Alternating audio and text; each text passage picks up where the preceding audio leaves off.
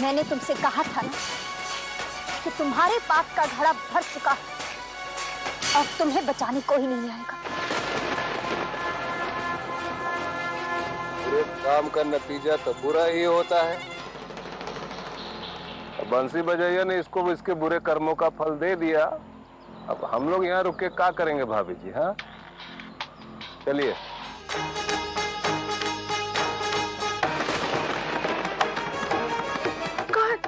शांतनु कहाँ है? माँ जी,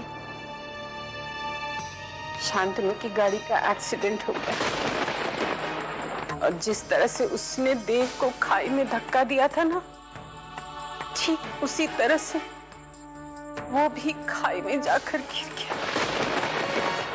उसकी मौत हो गई। कुल का नाश करके चला गया वो।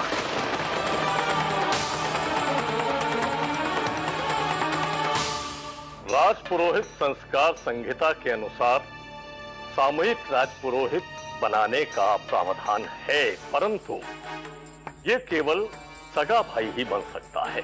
अर्जुन को राजपुरोहित बनाने का अर्थ होगा वंशांतरण। इसके लिए यह आवश्यक है कि कानून देव को मृत घोषित करे।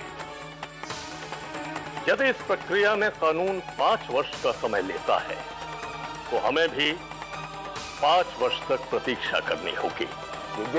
कैसी बातें कर रहे हैं महान जी? आप कैसी बातें कर रहे हैं? मैं केवल राजपुरोहित संस्कार संहिता के नियम बता रहा हूं। यदि 5 वर्ष तक देव वापस नहीं लौटते हैं तो अर्जुन को राजपुरोहित बना दिया जाएगा। और तब तक राजपुरोहित संस्थान के सारे कार्यभार मठ संभालेगा। ये सारी संपत्ति मठ की है और मठ को वापस की जाएगी।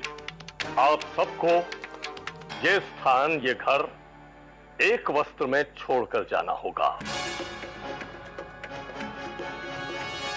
सब इसलिए हो रहा है कि तुम अपने आप को विधवा मानने के लिए तैयार नहीं हो।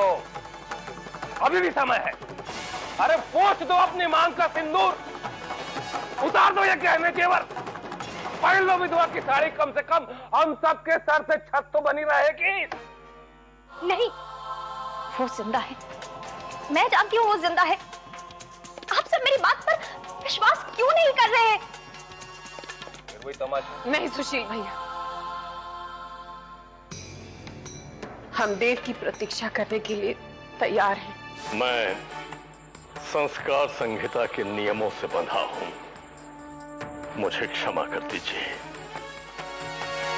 नियमानुसार आप सबको कल प्रातःकाल एक वस्त्र में ये स्थान छोड़ देना होगा। राधे राधे।